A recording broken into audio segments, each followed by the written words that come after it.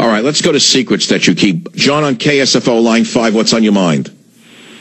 Yeah, I'm a 29-year-old male, and I am seen by most of my family as a honest, supportive individual. But the secret inside is that I generally, not necessarily despise them all, but ultimately, just about anyone I meet that's doing well or succeeding, I'll give them support. But inside, I personally feel like all I want to see them do is fail or not nearly come to the potential that they show have. No, I don't think you're alone. I think most people have malice to people around them.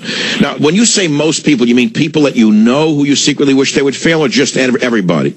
No, I actually am a member of the emergency services, and general public that I don't know at all. I don't have these feelings towards.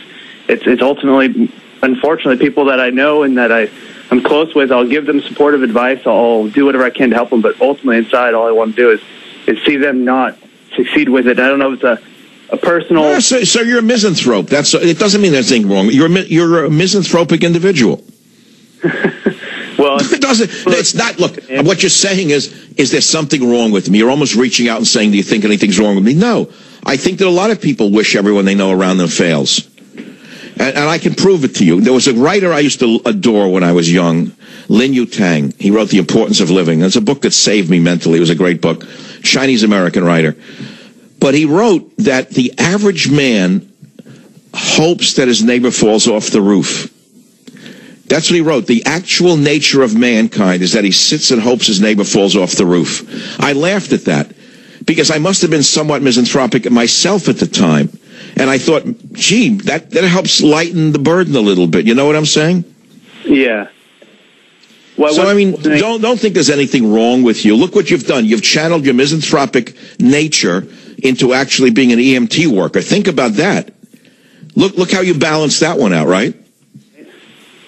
Well, I appreciate your time. I know you're a busy man. You got a lot of people to talk with. But it's just one of those things, an ongoing secret that I have that I figure someone else will benefit from hearing. Have you? Wait, hold. Before you go, have you ever shared this with a therapist or anyone else? No. All right, listen, here's the thing about problems like this, just to give you something else to carry. It's not a problem unless you make it a problem or think it's a problem. That you are misanthropic unto itself and you're not actually going out like a serial killer or hurting anyone, it's nothing. It's just you don't like people and you wish them the worst. That's all. You're not alone in that. In fact, a lot of people harbor those feelings.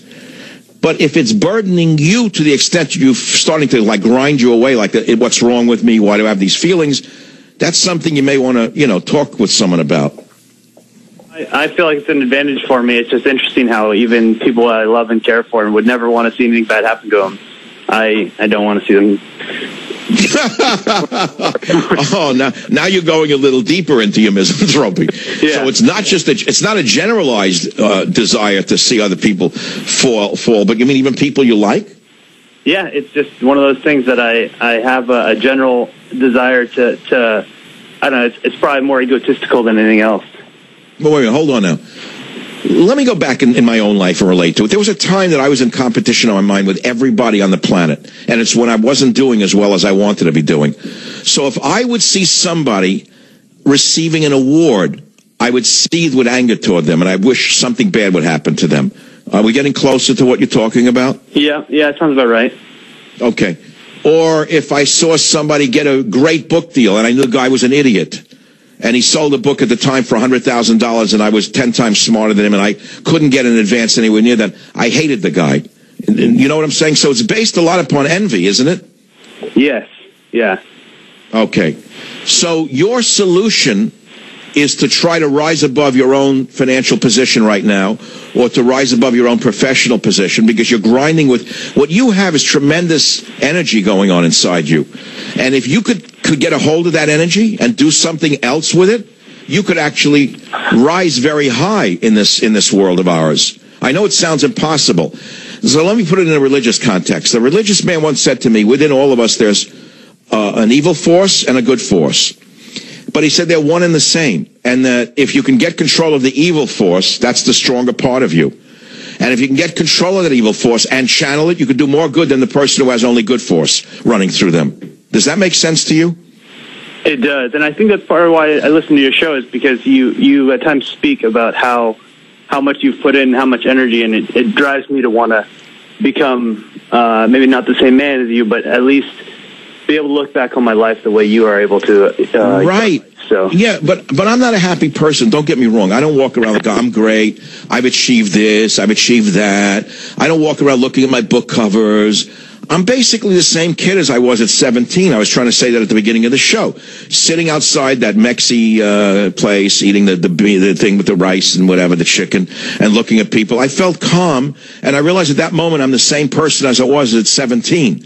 So, in other words, I don't walk around with a halo on my head thinking I'm a great person.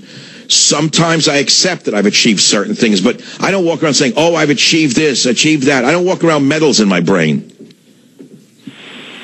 Anyway, I don't know if that helps you. What I'm saying is take the negative that you have that's worrying you and try to channel it into something else. That you are an EMT means you've already done that. Being an EMT is not an easy job, is it? No, not at all. You know, EMTs have to pick up a lot of garbage of our society. Not just people who are productive citizens who are in an accident or have a heart attack. You have to pick up the garbage of our society. You have to pick up those in gunfights who are in drug wars. You have to pick up the bums in the streets who are drug addicts. You have to touch them. You have to be around their feces and the urine. This can get to a person, can it? True. All right. I think so. I don't want to drive the guy nuts altogether. Anyway, look, I like to do this kind of thing.